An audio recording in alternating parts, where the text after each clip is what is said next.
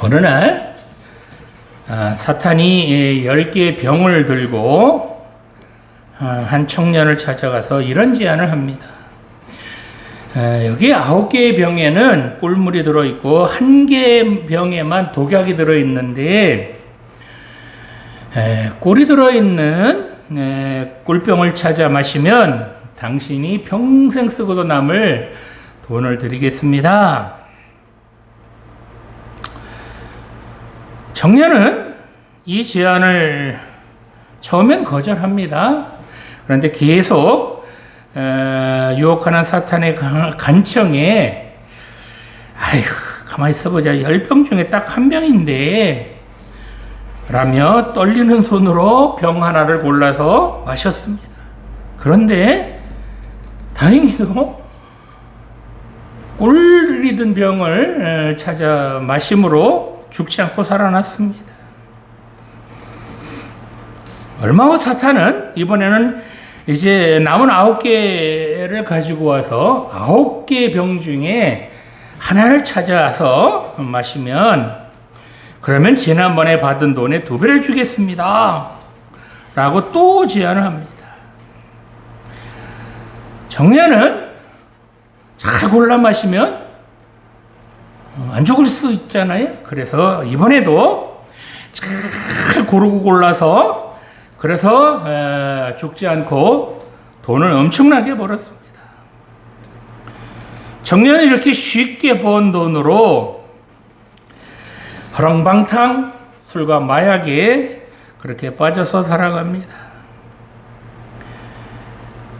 그렇게 엉망진창 삶을 살아가면 갈수록 이 청년은 사탄이 찾아오는 것이 아니라 이 청년이 먼저 사탄을 쳤습니다. 이제 마지막 2병 남았습니다.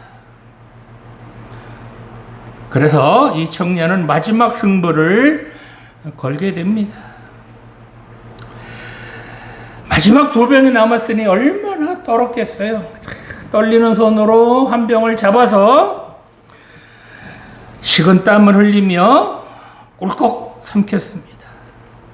그리고 이 청년이 이렇게 외칩니다. 야, 난 재수가 좋은 놈이야. 와, 어떻게 9번을 다 꿀병만 찾아 마시지? 와, 이제 네가 약속한 돈 내놔라. 이렇게 승리에 도취되어 있는 청년에게 사탄은 마지막 남은 그 한 병을 사탄이 스스로 따서 마시면서 이렇게 말합니다. 이 어리석은 인간아, 처음부터 독약이 든 병은 없었단다. 그러나 너는 이미 돈이라는 독약에 취해서 영원한 것을 잃어버리고 서서히 죽어가고 있지 않니? 이제 돈 받은 대가로 내가 있는 곳으로 와서 고통과 함께 그 대가를 지불해야 될 것이다. 야, 가자!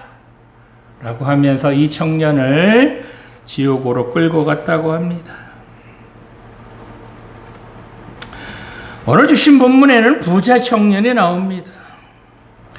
이 청년이 예수님께 나와서 영생에 대해서 질문을 하죠.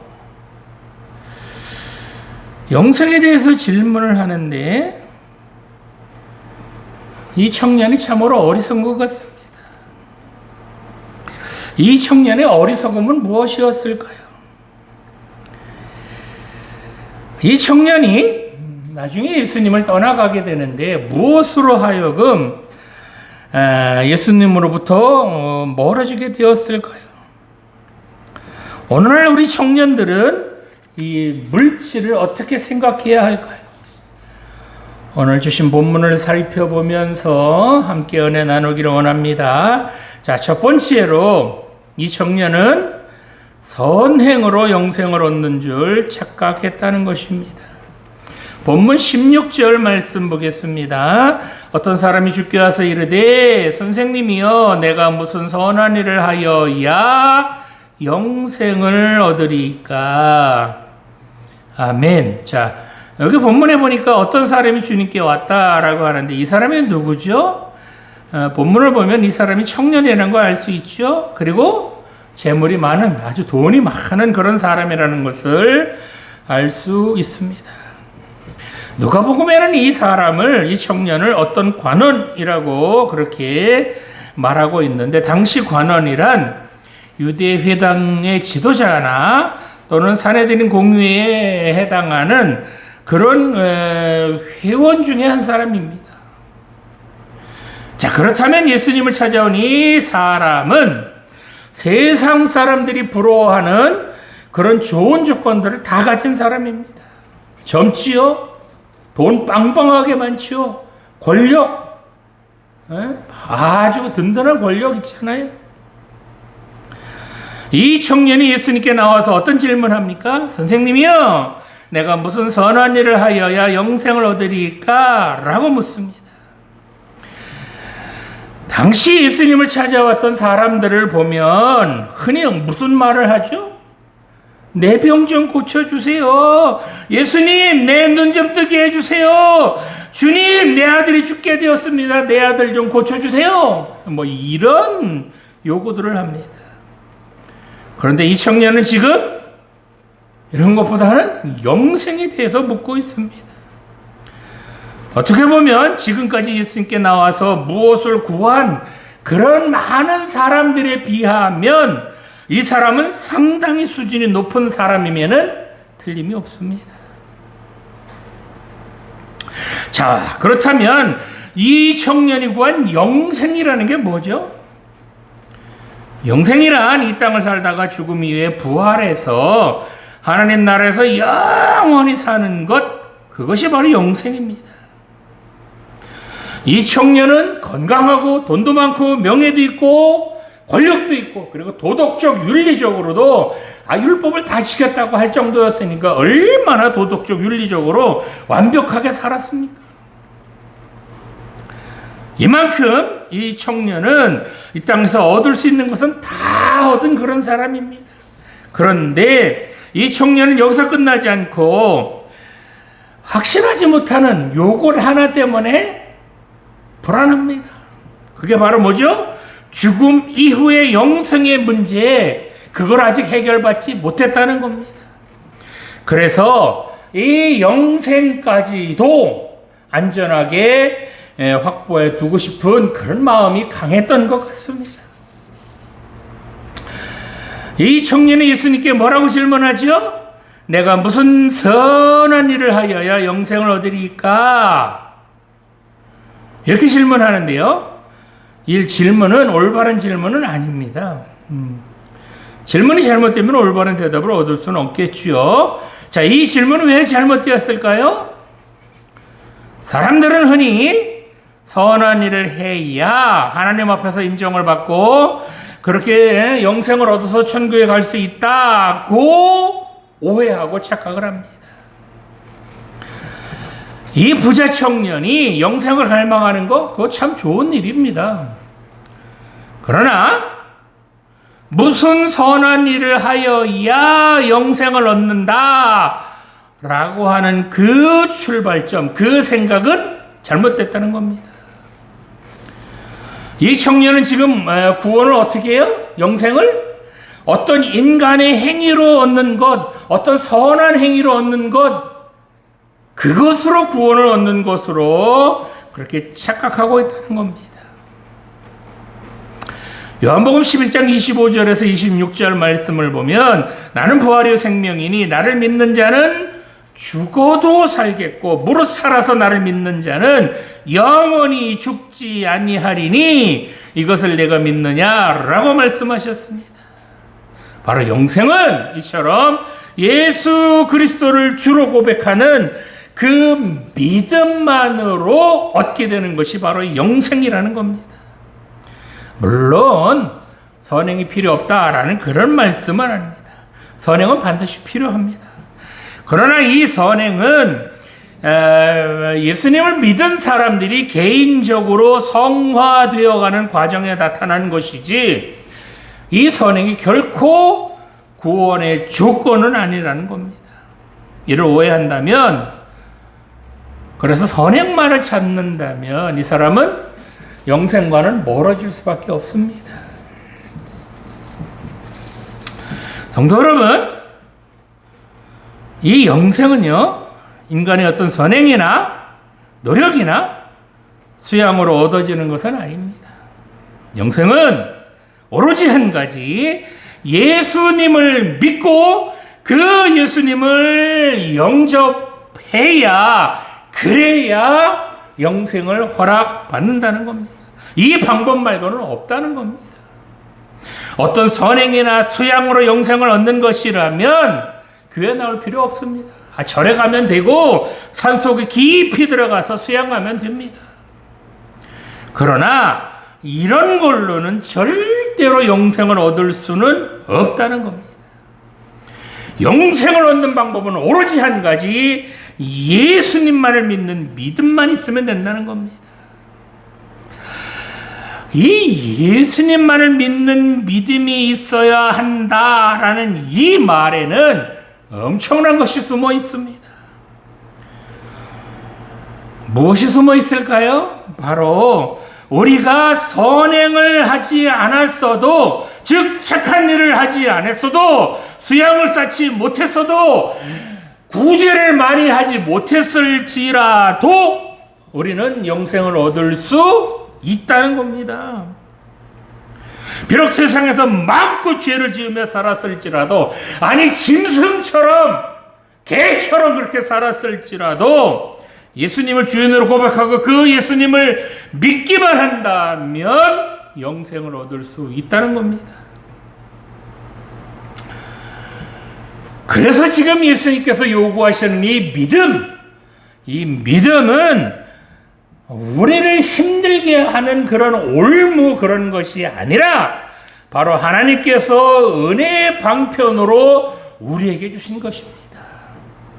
바로 나 같은 죄인을 구원해 주시려고 하나님께서 허락하여 주신 하나님의 은혜라는 겁니다.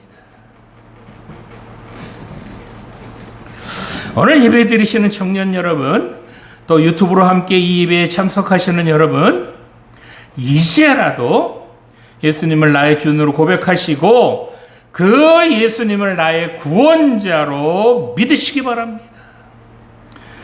그러면 여러분들이 지금까지는 엉망진창으로 살았을지라도 그렇게 예수님을 믿고 그 예수님을 나의 구원자로 고백하기만 하면 지금 이 시간부터는 바로 영생을 허락받게 된다는 겁니다.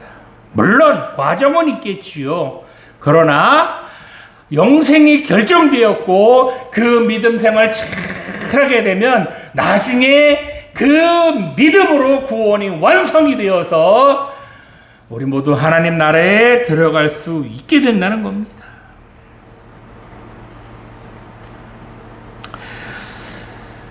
예수님을 믿으면 우리 육신은 죽을지라도 그렇게 죽음으로 끝나는 것이 아니라 하나님께서 우리를 다시 살려주셔서 우리를 영원한 하나님 나라로 다 데려가서 그렇게 영원히 살도록 우리를 인도해 주실 줄 믿으시기 바랍니다. 자, 두 번째로 이 청년은 자신의 부족함을 깨닫지 못했다는 겁니다. 본문 20절 말씀 보겠습니다. 그 청년이 이르되 이 모든 것을 내가 지켜 싸운데 아직도 무엇이 부족하나이까? 아멘. 자, 이 청년이 내가 무슨 선한 일을 하여 영생을 얻으리까? 라는 질문에 본문 17절에 보면 예수님께서 뭐라고 대답하시죠? 예수께서 이르시되 어찌하여 선한 일을 내게 묻느냐? 선한 일은 오직 한 번이시니라. 네가 생명에 들어가려면 계명들을 지키라. 이렇게 대답하셨습니다. 예수님의 이 대답은 우리가 알고 있는 상식적인 대답은 아니셨습니다. 우리가 아는 상식은 어떻게 영생을 얻습니까? 라고 물으면 이렇게 대답하시겠죠. 주 예수를 믿으라. 그리하면 너와 내 집이 구원을 얻으리라. 뭐 이런 거 아니겠습니까? 그런데 예수님의 오늘 이 본문에서의 대답은 그 청년의 수준에 맞게 지금 말씀하시고 있는 겁니다. 자, 그러면 여기서 말하는 선한 일이란 무엇일까요? 이 선한 일이라고 하는 단어를 헬라어 원어로 보면 이게 하나님께서 기뻐하시는 일, 하나님께서 옳다고 여기시는 일, 하나님께서 좋다고 여기시는 것, 뭐 그런 것을 말합니다. 즉 기뻐하며 옳다고 여기고 좋다고 여기는 것, 그렇게 말씀하시는 주체, 그 주체가 하나님이시라는 겁니다. 그런데 이 당시 유대인들은 이 선한 일을 어떻게 생각했느냐? 인간이 하나님을 기쁘게 하는 것, 인간이 하나님께서 좋다고 여기시는 그런 일을 그냥 선한 일로 생각했다는 겁니다. 즉 선하다고 판단하는 주체가 누구예요? 인간이었다는 겁니다. 인간이 선한 일을 판단하는 주체가 됐다는 거예요. 근데 원래 선한 일이라는 뜻은 뭐예요? 하나님이 주체가 되는 걸 말해요.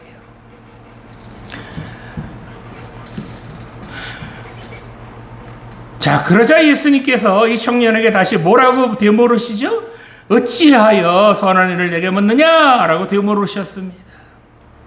예수님께서 이렇게 되물으신 것은 이 청년이 생각하는 그 선하다는 기준, 그 기준에 문제가 있다는 겁니다. 이 청년이 생각하는 선한 기준은 바로 뭐예요? 계명을 다 지키는 거였습니다. 그런데 이렇게 다 지켰다는 요 기준이 누구의 기준이죠? 이 주체가 누구예요? 하나님이 기준이에요? 사람이 기준이에요? 예수님께서는 17절에서 뭐라고 말씀하시죠? 선한 분은 하나님 한 분이시다, 이렇게 말씀하십니다. 이게 무슨 말씀일까요? 선의 기준은 오로지 하나님 한 분에게만 있다는 겁니다. 우리들은 각자 다 자기 기준이 있습니다. 누구는 어떤 일을 보고 오, 저거 선한 거네, 착한 거네, 잘하는 거네, 이렇게 말할 수 있는데 또 다른 사람이 그걸 보고선 오, 저거 별로 좋지 않은데? 저거 나쁜 건데? 라고 판단할 수 있다는 겁니다. 왜 그래요? 선한 일을 판단하는 기준이 다 각각 다르기 때문에 판단하는 주체가 누구냐에 따라서 선한 기준이 달라진다는 겁니다.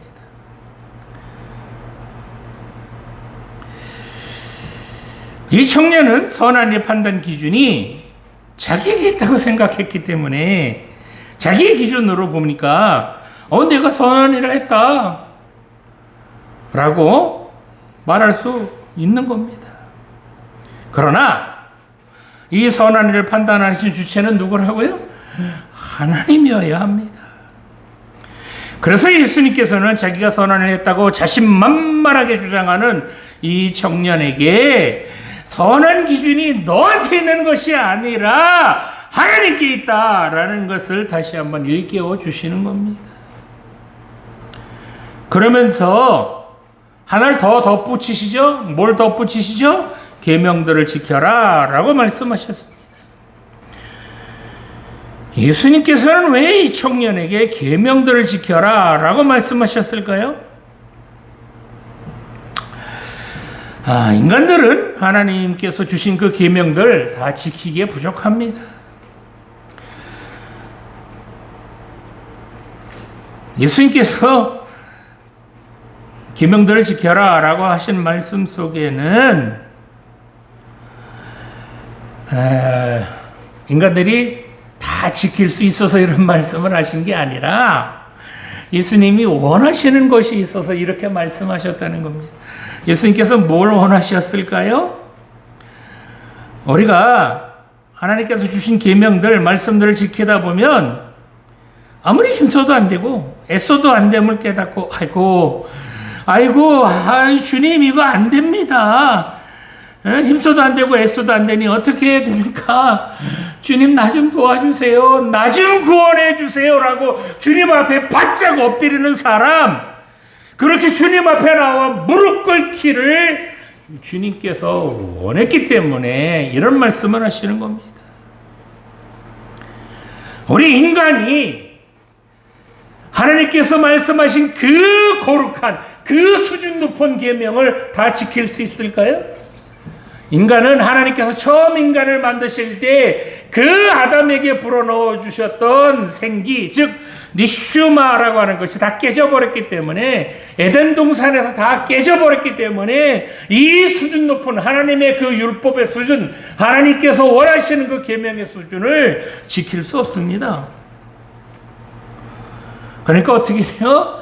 하나님, 나 좀 도와주세요 라고 하나님 앞에 나와 하나님께 간절히 도와달라고 그렇게 구하기를 원했다는 겁니다. 근데 이 청년이 뭐라고 대답해요? 어떤 계명인데요? 이 얼마나 자신만만한 반문입니까? 그러자 예수님께서 쭉 나열하시죠? 10계명 중에서. 그러니까 뭐라 그래요? 그거 다 지켰는데요? 그러면서 뭐라 그러죠? 아직도 뭐가 부족합니까? 그러니까 이 청년은 예수님이 말씀하신 그런 계명 말고 또 부족한 것이 있다면 얼마든지 말씀해 보세요. 지적해 주세요. 그렇게 지금 건방을 떨고 있는 겁니다. 이 청년이 정말 율법을 다 지켰을까요?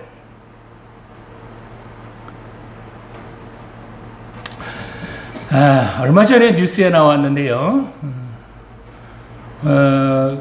청년들이 한 사무실에 100명 넘게 들어가는 청년들이 마스크도 안 쓰고 상담하는 그런 뉴스가 나왔습니다. 근데 그 회사가 뭐 하는 회사냐? 어떤 조그만 식당이나 뭐 조그만 기업체들 홍보해주는 그 쉬운 말로 그 별. 식당에는 별이 중요하죠? 별 관리해주는 그런 회사였는데, 근데 뭐 5개월치인가를 왕창 받고 별 관리를 해주는데 어떻게 해주느냐? 자기네들이 올리는 겁니다.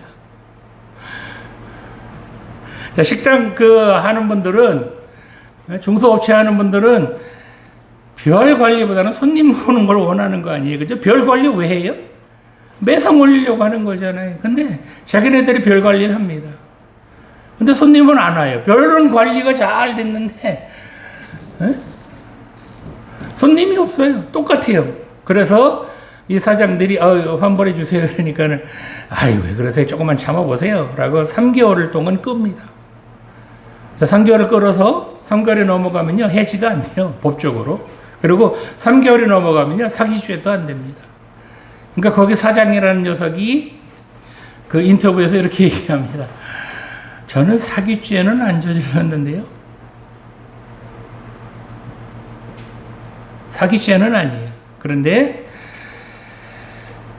그 중소, 지금 코로나 때문에 어렵지 않아요?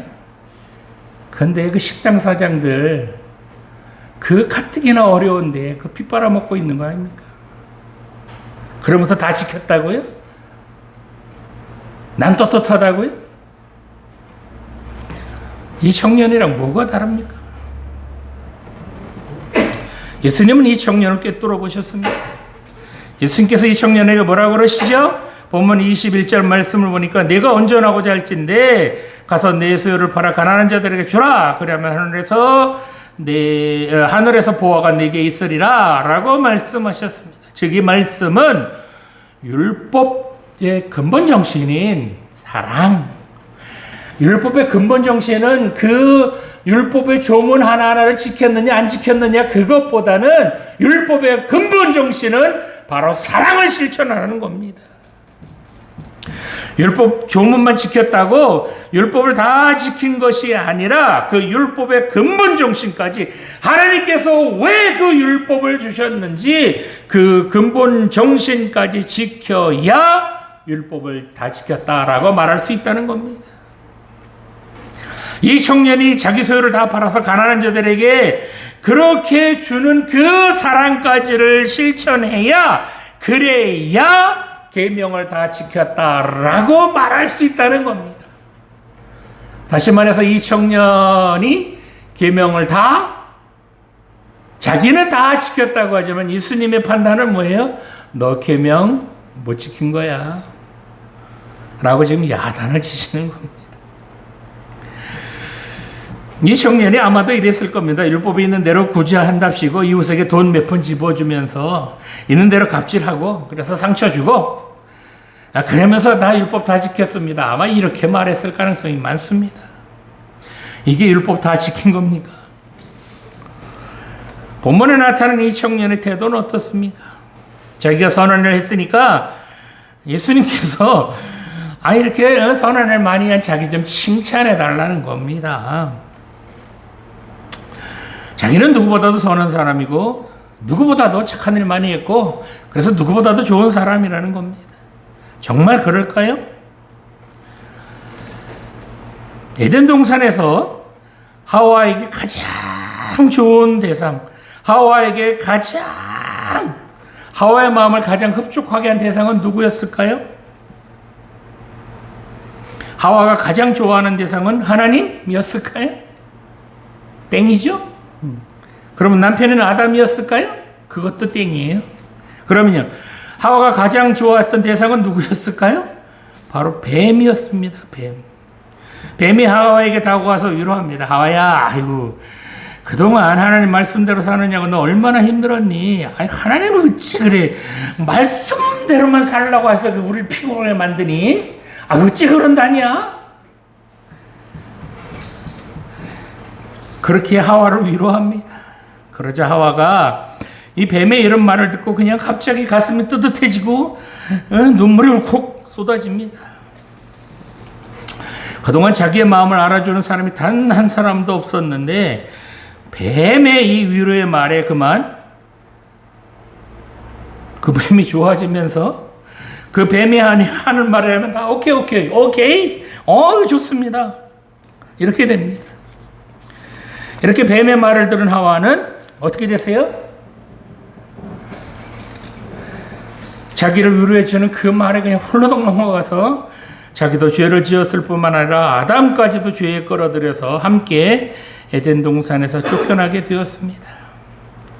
이렇게 하와는 자기가 가장 좋아하는 대상, 그 대상인 뱀의 말을 들었다가 영생은커녕 죽음이라는 심판을 맞게 됩니다. 오늘 예배드리시는 청년 여러분, 여러분들도 좋아하는 친구들 많죠? 아무리 좋은 친구라도 들어야 할 말이 있고요, 듣지 말아야 할 말이 있죠. 친구 따라 강남 갔다가 인생 망치는 청년들 여러분 많이 보셨잖아요. 자, 그렇다면 진짜 하나님께서 인정하시는 좋은 사람은 누구일까요? 그냥 좋은 사람 말고, 사람들에게 좋다고 인정받는 사람 말고 하나님께서 인정하시는 좋은 사람은 어떤 사람일까요? 진짜 하나님께서 인정하시는 좋은 사람은 바로 하나님 기준대로 사는 사람이 진짜 좋은 사람입니다. 아무리 좋은 것 얻을지라도, 아무리 짜릿한 것 느낄지라도 하나님 기준이 아니면 과감하게 거부하는 이런 사람이 진짜 좋은 사람입니다. 반대로 그저 사람의 기준대로 약삭빠르게 잔머리 굴려가면서 그렇게 사는 사람은 절대로 좋은 사람이 아닙니다. 처음엔 잘해주면 좋은 사람 같죠? 그런데 인간이 언제 변할지 모르잖아요. 그죠? 언제 나를 죄의 수렁으로 끌어들일지 모릅니다. 친구 따라 강남 갔다가 인생 망가지는 것 한순간입니다. 그렇습니다. 하나님 말씀대로 사는 것, 하나님 기준대로 사는 것 결코 쉽지 않습니다. 그래도 허벅지를 찔러가며 하나님 말씀대로 살려고, 하나님 기준대로 살려고 그렇게 노력해야 합니다. 그러다가 실패하면 하나님께 기도해야죠. 하나님, 말씀대로 살려고 하는데 허벅지 찔러가면서 하나님 기준대로 살려고 애썼는데 하나님 어찌해야 합니까? 나 좀 도와주세요. 하나님, 나 잘 안 되니 나 좀 도와주세요. 나 좀 이끌어 주세요. 라고 기도하면 그런 사람을 하나님께서 도와주시는 겁니다. 이 청년은 하나님 기준대로 살기보다는 자기 기준대로 살았습니다. 그래놓고 자기는 하나님 말씀 다 지켰다는 겁니다. 이게 바로 이 청년이 착각한 겁니다. 우리 삶의 기준은 여러분 자신일 것 같죠? 아니에요. 여러분 삶의 기준은 바로 하나님이어야 합니다. 아멘이시죠? 내 기준 내려놓으시고요. 하나님 말씀대로 살아가시기 바랍니다. 하나님 말씀이 아니라면, 하나님 기준이 아니라면 단호히 거부하는 사람, 그 사람이 바로 선한 사람입니다. 이런 사람을 하나님께서 이야 굿, 너 정말 좋은 사람이야, 내가 인정하지 라고 칭찬해 주실 줄 믿으시기 바랍니다. 이렇게 하나님의 기준대로 살아야 영생을 얻을 수 있다는 겁니다. 이런 칭찬받는 우리 모두가 되시기를 간절히 소망합니다. 자, 마지막으로 이 청년은 예수님보다 재물을 더 사랑했다는 것입니다. 본문 22절 말씀 보겠습니다. 그 청년이 재물이 많으므로 이 말씀을 듣고 근심하며 가니라. 아멘. 자, 이 청년은 예수님께서 계명들 지키라는 말씀에 다 지켰다라고 자신있게 말하잖아요. 그러자 예수님께서 본문 21절에 보면 이 청년에게 뭐라 그래요? 네가 온전할진대 가서 네 소유를 팔아 가난한 자들에게 주라. 그러면 하늘에서 보화가 네게 있으리라. 그리고 와서 나를 따르라 라고 말씀하셨습니다. 이 말을 들은 청년이 오늘 본문 22절에 보니까 어떻게 해요? 그 청년이 재물이 많음으로 근심하며 돌아갔다 라고 합니다. 이 청년은 왜 근심하며 돌아갔을까요? 여기서 근심이라는 단어를 원어로 보면 이게 리페오라고 하는 단어로 슬픔, 근심, 비탄 뭐 그런 뜻을 가진 단어입니다. 이 청년의 슬픔에 빠진 것은 바로 재물이 많았기 때문이라는 겁니다. 우리가 잘 아는 요한복음 21장에 보면 예수님께서 베드로에게 3번씩이나 네가 나를 사랑하느냐 라고 물으시니까 베드로가 근심했다라고 나오잖아요. 그죠? 이 청년이 지금 오늘 본문에 나오는 이 청년이 근심했다라고 하는 단어 똑같은 단어입니다. 베드로가 근심한 것은 바로 예수님의 3번씩이나 물으시는 질문 때문에 근심한 거잖아요. 그죠? 그래서 베드로는 그렇게 예수님께서 질문하시는 것을 들으면서 그렇게 근심이 되면서 어떻게 됐어요? 그렇게 근심하면서 과거를 돌아보게 되었고, 그렇게 과거를 돌아보는 순간 깜짝 놀라서, 왜 깜짝 놀래요? 자기가 지은 죄가 너무 많거든요. 그래서 회개하게 됩니다. 그래서 이 리페오, 근심이라고 하는 단어가 회개하다는 뜻도 있습니다. 그런데 오늘 본문에 나오는 이 청년이 근심하게 된 이유도 역시 예수님의 말씀에서부터 시작된 그런 근심이에요. 그런데 이 청년이 진짜 근심한 결정적인 이유는 뭐예요? 예수님 말씀을 들어서 근심한 게 아니라 재물이 많았기 때문에. 두 사람 모두, 베드로나 이 청년이나 모두 예수님의 말씀 때문에 근심이 시작되었지만, 베드로는 그 말씀을 듣고 회개함으로써 다시 사명의 길을 가게 되었지만, 이 청년은 주님의 말씀을 듣고 난 후에도 자기가 쥐고 있는 그 재물을 놓지 못해서 예수님을 떠나가게 되었다는 겁니다.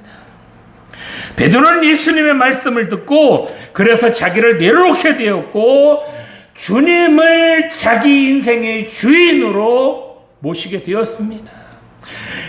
주님을 자기 인생의 주인으로 바꿨다는 겁니다. 그런데 이 청년은 여전히 자기 손에 쥔 그 재물을 놓지 못하고 이 재물을 자기 주인으로 여전히 여기고 있었다는 겁니다. 그래서 회개하기는커녕 오히려 근심만 커지게 되었고, 그래서 주님을 떠나가게 되었다는 겁니다. 이 청년은 주님보다는 재물이 중요했고, 주님이 자기 인생의 주인이 아니라 재물이 자기 인생의 주인이었다는 겁니다. 이처럼 이 청년은 자기가 주인 그 재물을 놓치지 못했기 때문에, 자기가 쥐고 있는 그 재물을 놓지 못했기 때문에 재물보다 훨씬 중요한, 아니 비교할 수 없는 영생을 놓치게 되었다는 겁니다. 이 청년이 재물을 놓지 못했던 것처럼 예수님께서도 놓지 못하는 것이 있었습니다. 바로 사랑하는 우리들을 놓으실 수 없으셔서 뼈가 드러나도록 채찍을 맞으셨고, 나 같은 죄인 놓을 수 없으셔서 그 십자가의 모진 고통도 당하셨습니다. 예수님께서는 그 귀한 하늘 보좌를 버리실지언정 죄로 얼룩진 여러분들을 버리실 수 없으셨습니다. 왜 그랬을까요? 예수님에게는 하늘 보좌보다는 여러분들이 더 소중했기 때문입니다. 이렇게 구원받은 우리들인데 이런 주님 붙들고 살아야 되지 않겠습니까?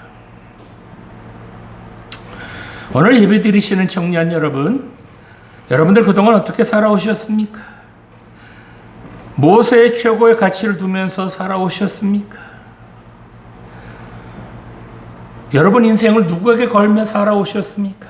여러분 인생의 주인을 누구로 그렇게 섬기며 살아오셨습니까?